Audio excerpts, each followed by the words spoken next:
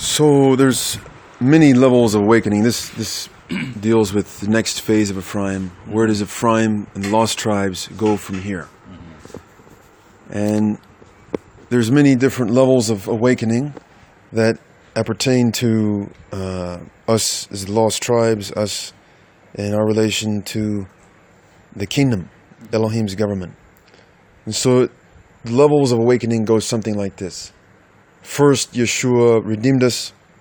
Then, at least in America, the levels of awakening go like this. Yeshua redeemed us. Then we realize, oh, hey, he didn't do away with the Torah. We still need to keep the Torah. So observe the Torah, and then, grow in our Torah obedience. And then, we realize, there's this thing about the lost tribes. There's a story, this grandiose story about the scattered sheep of the house of Israel. They went to all four corners of the world, scattered all the way around the world. And that many people around the world don't realize it, but they're actually of the lost tribes of Israel. Lost tribes number in vast, vast multitudes around the world. So, and then there's a next step, a final step beyond even that. So it goes Yeshua, and of course here in Mizoram, it's the stages of awakening are Yeshua redeemed us. Then, we're the lost tribes of Israel. Then, because we're lost tribes, we see we need to keep the Torah. And then from there, then that's where we're at right now. And so we have people who believe in Yeshua, and they believe they're the lost tribes. They believe in the Torah, observing the Torah. And many people around the world see this, do these things. They believe these things. So now, where is the next step we take it from? Well, it's not, the answer is, I'm convinced, it's the kingdom of heaven. The kingdom of heaven. So, in conjunction with Ephraim becoming a nation. So, Ephraim becoming a nation, this national restoration is really what it is. National restoration. Ephraim has to see that the next phase is that he needs to become a nation, a new nation, a righteous nation with a righteous government, righteous economy, righteous education, righteous citizenship, all the above. And so, because these are things that are had in a country, and so this is where we need to move forward to. And so Ephraim then becomes the vehicle by which the kingdom of heaven will manifest itself on the earth. And according to Yeshua, there's this concept called the growing kingdom. That is, it starts out small, and then it grows. And it grows and it grows and becomes very big. And largely Christianity and even Messianic faith, I guess this sort of missed this. But in many of Yeshua's parables, he talked about this concept of the growing kingdom. You can actually also see it in Daniel chapter 2. That this stone cut out of the mountain without hands, it grows and grows and grows until it becomes a large mountain. And that mountain also grows and grows and grows until it fills the whole earth. So, through many of Yeshua's parables and also Daniel 2, we see this concept of the growing kingdom. A couple of Yeshua's parables that speak of this. Matthew chapter 13, he talks about the woman that hid 3 measures of meal inside the batch of dough, and it was the batch of starter dough became leaven, and it grew and grew till it filled the whole batch. The whole batch was leaven. Then he also talked about wheat and tares.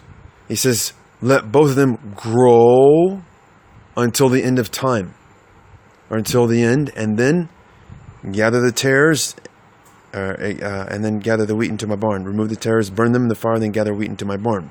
So we see this, and then also a mustard seed. Mustard seed is planted inside the soil, fertile soil, and then it grows. It was one of the smallest amongst plants. It grows to be one of the greatest among herbs.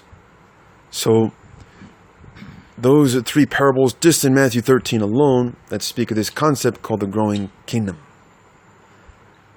And so there's this era in the future, which I believe comes before the age of David. I call the age of Joseph. Just as the patriarch Joseph preceded the patriarch David, so too the era of Joseph precedes the era of David. Now let me qualify this. So the era of David is This is Yeshua's reign on the earth. This is the Davidic kingdom. Most of us all know this. Yeshua is going to reign. He's going to sit on the throne of David, reign for 1,000 years. It's very clear. Revelation chapter 20. Okay. But there's this also pre-messianic messianic era, which immediately precedes the era of David. And this one has largely been missed. It's been hidden. But now I believe we'll see it as we approach the end of time. And it's called the age of Joseph. The age of Joseph is this short time which precedes the age of David, and it leads into the millennial reign. And it begins with the planting of the mustard seed. Planting of the mustard seed, and it grows. So it starts out small, and then it grows, and it grows, and it grows, till it's become fully mature. Then once it's ready, when it's ready to be harvested, then Yeshua comes back and he harvests it. It's like the gathering of the wheat. That would be, so the wheat starts out small, it's planted, and then it grows and it grows. Also, I believe, so this time of the age of Joseph, I believe, kicks off right around the time of the second Exodus. The second Exodus is actually the launch pad for launching the lost tribes to become a nation, to gather together, to come back and be planted in the land. And then they grow and they multiply in the land until there's many people in the land. The temple has been built. The tribes are united. And then Yeshua returns. Actually, I would say, and then he can return. Because I don't believe he's going to return unless this happens. In fact, I know it's not going to happen. I know he's not going to return unless it happens, because all the tribes being united is actually a part of the restoration of the bride, making the bride one, making the bride spotless. So Yeshua is not coming back for a divided bride. Therefore, so long as the tribes remain divided and scattered, he's not coming back. He's not coming back for a divided bride. End of story. He's coming back for a united bride. So once the tribes are united, then the bride can be more readily competent to become perfect, to be made whole. And so when the bride is ready, then Yeshua makes his return. So this is kind of my personal view, and there's actually a Christian theology out there that doesn't necessarily, it teaches somewhat like this, but they missed out on the lost tribes and whatnot. It's called dominion theology, or kingdom now theology. And it's very close to what I just shared with you. In fact, I didn't come to this belief because of dominion theology or because of kingdom now theology. I came to believe this based off what Elohim showed me through his word.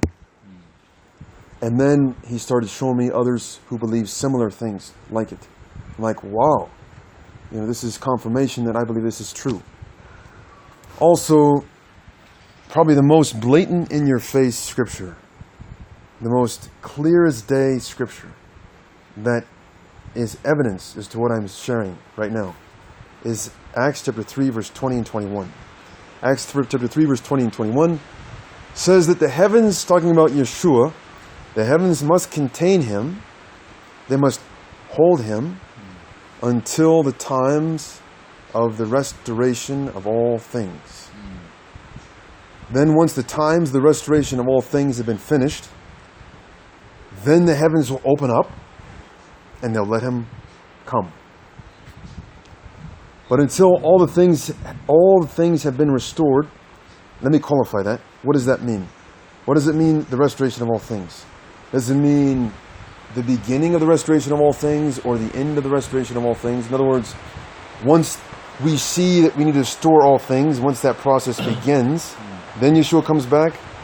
Or is it that everything has to be restored and once it's all finished, then Yeshua comes back?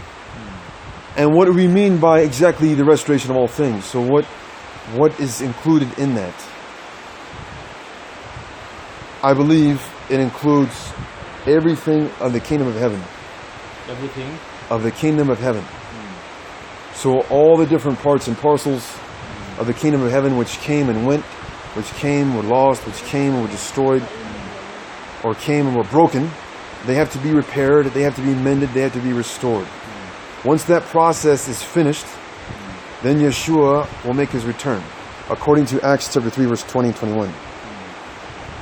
Another thing is that Yeshua says in, I think, 2 places in the Gospels, once is, I believe, in Mark chapter 9, that Eliyahu shall first come and restore all things.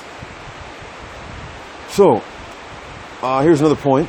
Yeshua is not coming back unless Elijah first comes back. And Elijah has a great work to do. And once Elijah is finished with that work, he's completed his work, then Yeshua returns. Then he's the breaker for the kingdom. And Yeshua can make his return. But there's many things that Elijah needs to do before Yeshua returns. And what does he do? According to the Master, he restores all things. That is, as I just mentioned, what is all things? It's all things appertaining to the kingdom of heaven. So, there's been parts of the kingdom of heaven which have been on this earth before. Never, not once, has it ever been here in its fullness. The only closest times it's ever been... For example, what do you mean by former kingdoms? Former kingdoms, okay, so in part, with Adam before he fell. He had dominion, he had original dominion, he was to rule over the creation. He was given supernatural power, authority, he had supernatural abilities. All these things, this is part of... He resided in his inheritance, which was at that time Eden. But it wasn't just Eden, it was the Garden of Eden. And that was lost, or was taken away. The other element of the kingdom of heaven was under Moses. Moses, he initiated, under Elohim's direction and Jethro's guidance, Jethro's advice, the theocratic government of Elohim on the earth, the judicial patriarchal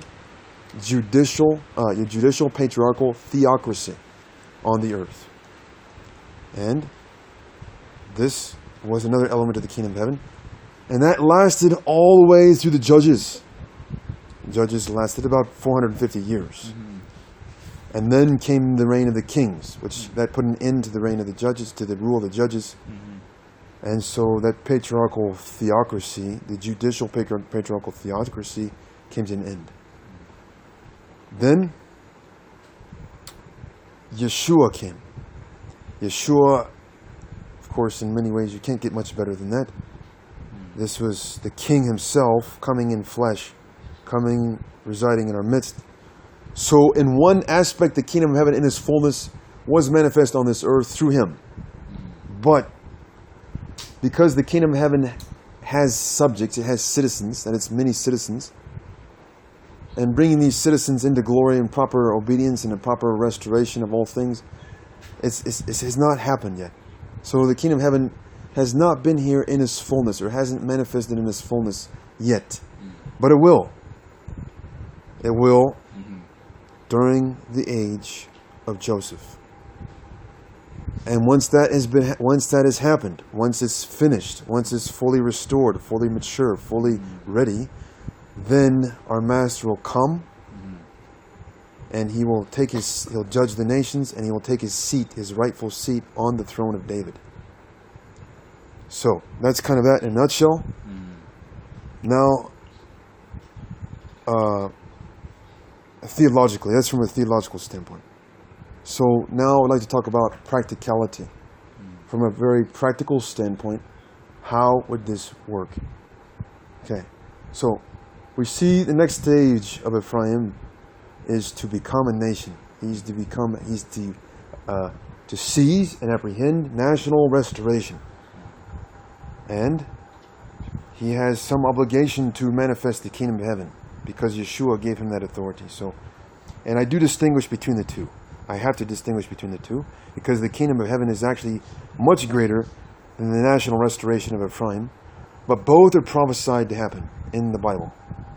Restoration of Ephraim is prophesied in Ezekiel chapter 37, verse 22, and the kingdom of heaven is prophesied to happen Acts chapter 3, verse 20 and 21, and many parables in Yeshua. So we have to find out a way to coalesce, to converge, to marry this Ephraim nation, this newly had Ephraim nation, and the kingdom of heaven. So I believe that Ephraim becoming a nation will be the vehicle that will pave the way for the kingdom of heaven to manifest and to grow and to grow and to become this growing kingdom.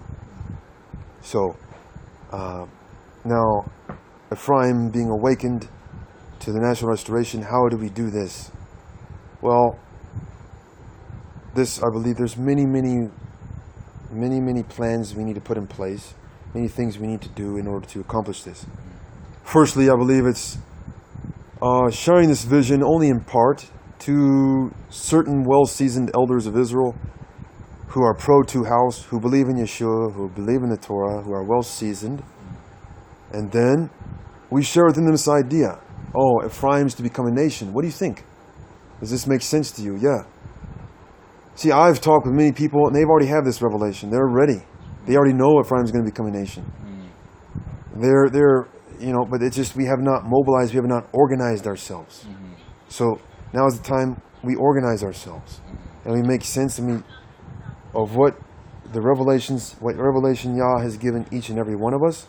We try to come together. We try to piecemeal it together to make sense of it all, and see how we can accomplish this. So I think practically speaking, what we need to do is with those individuals, we need to have conference calls, and we need to set up a website and hold conferences, international conferences from time to time, maybe on an annual basis, and these types of things. So practically speaking, I believe that's how we should move forward, at least from an Ephraim national standpoint.